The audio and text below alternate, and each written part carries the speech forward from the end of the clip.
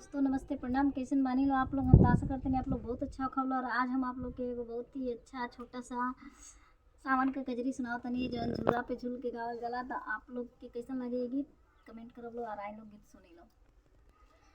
हरी हरी सैया गुलाब के फूल कहाँ छिपी गईले हरी कि हरी हरी सैया गुलाब के फूल कहाँ छुपी गईले हरी।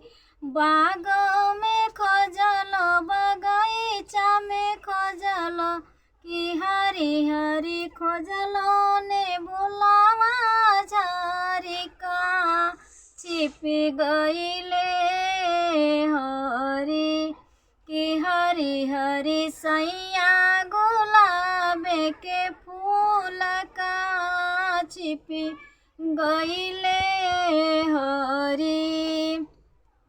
कोठा पर खोजलो कोठरिया में खोजलो हरी हरी खोजलो से जड़िया झारी कहाँ छुपी गईले हे हरी कि हरी हरी सैया